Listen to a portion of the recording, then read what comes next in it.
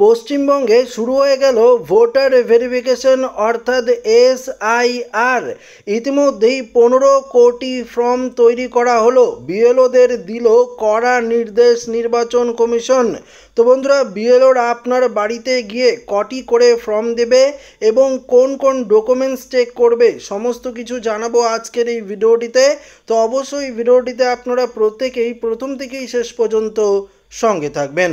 রাজ্যের ভোটার তালিকার বিশেষ নিবিড় সমীক্ষা অর্থাৎ SIR এর আবেদনপত্র এনুমারেশন ফর্ম ছাপানোর জন্য আধিকারিকদের দ্রুত প্রস্তুতি নিতে বললেন রাজ্যের মুখ্য নির্বাচনী আধিকারিক। জেলা নির্বাচনী আধিকারিকদের এই প্রস্তুতি নিতে বলা হয়েছে।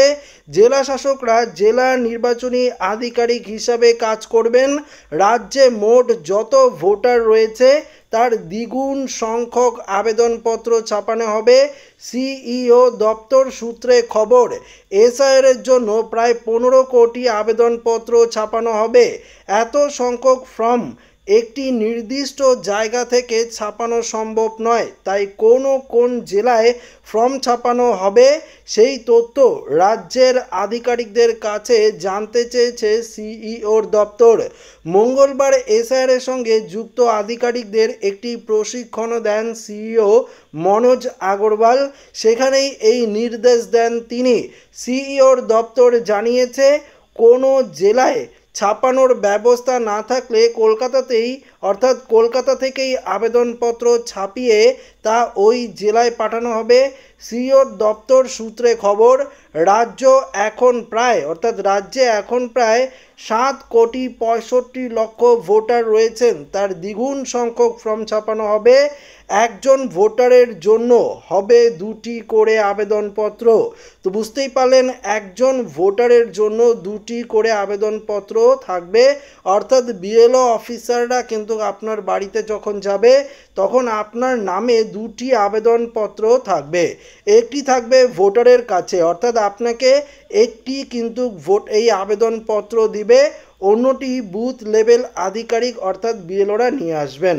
অর্থাৎ আপনার নামে যে 2টি আবেদনপত্র তৈরি থাকবে, একটি আপনাকে দেবে বিএলও অফিসাররা আপনার বাড়িতে গিয়ে, এবং অন্য আরেকটি ফর্ম সেটা কিন্তু বিএলও অফিসাররা তার কাছেই রেখে দেবেন। কমিশন সূত্রে খবর, দিল্লির নির্বাচন কমিশন থেকে প্রতিটি ভোটারের নাম, তথ্য লেখা আবেদনপত্র অনলাইনে পাঠানো হবে। সেই সব আবেদনপত্র এলেই ছাপানোর কাজ শুরু হবে। তো বুঝতেই পারলেন, সমস্ত কিছু প্রসেস কিন্তু অনলাইনেই হবে। তারপর কিন্তু সেই ফর্মটি তারা ছাপাবে, অর্থাৎ অনলাইনে আগে আপনার ফর্মটি তৈরি হবে, অনলাইনে আপলোড করা হবে, তারপরেই কিন্তু ছাপানো হবে। এমনটাই কিন্তু পরিষ্কারভাবে নির্বাচন কমিশনের তরফ থেকে জানিয়ে দেওয়া হয়েছে। সিইওর দপ্তর জানিয়েছে, বিহারের ক্ষেত্রে একটি জায়গাতেই আবেদনপত্র ছাপানো হয়েছিল। এ রাজ্যেও জেলায় জেলায় ফর্ম ছাপানোর কাজ হবে, কারণ দ্রুত কাজ করতে হবে। আবেদনপত্র ছাপানো হলেই পঞ্চায়েত স্তরে তা পাঠানো হবে সংশ্লিষ্ট আধিকারিকের। 2025, দেখুন পরিষ্কার বলেছে 2025 এবং 2002 সালের তালিকা মিলিয়ে দেখতে বলা হয়েছে। এরপরে রাজ্যের প্রায় 2 কোটির বেশি পরিবারের সদস্যর নাম, তথ্য মিলিয়ে দেখতে হবে। এই শনাক্তকরণের কাজ হলেই দেখুন পরিষ্কার SIR সংক্রান্ত কাজের 70% কাজ কিন্তু শেষ হয়ে যাবে। বিহারের চেয়ে আবেদনপত্রের ফর্মে খুব বেশি পরিবর্তন হবে না। কমিশন দেখুন, সুপ্রিম কোর্টের নির্দেশের মোতাবেক কিছু পরিবর্তন হতে পারে। বিহারের মতোই ফর্মের তথ্যে প্রায় 90 থেকে 97% একই থাকবে। তো বুঝতেই পারলেন, বিহারের ক্ষেত্রে যে এনুমারেশন ফর্মটি রয়েছে, আপনাদেরকে এই নিয়ে অনেকবার ভিডিও দিয়েছি এনুমারেশন ফর্মের। সেই ফর্মটিতে যেরকম থাকছে প্রায় 95 থেকে দেখতে পাচ্ছেন 97% একই রকম ফর্ম থাকবে। অর্থাৎ দেখুন, এখানে নির্বাচন কমিশনারের তরফ থেকে পরিষ্কার বলা হয়েছে যে 2002 সাল এবং 2025 সালের যে তালিকা রয়েছে সেটি মিলিয়ে দেখা হবে। সেই তালিকা অনুযায়ী কিন্তু ভোটার ভেরিফিকেশন করা হবে এবং পরিষ্কার এই তালিকা মিলিয়ে দেখার পর 70% যে ভোটার ভেরিফিকেশনের কাজ সেটা কিন্তু শেষ হয়ে যাবে, এমনটাই জানিয়ে দিয়েছে নির্বাচন কমিশন। তবে বিহারের যে আবেদনপত্রের খুব পরিবর্তন হবে না। বিহারেও যেরকম আবেদনপত্র ছিল আমাদের পশ্চিমবঙ্গেরও আবেদনপত্র একই রকম থাকবে। কিছুটা হেরফের হতে পারে, 2 থেকে 3% হেরফের হওয়ার সম্ভাবনা রয়েছে।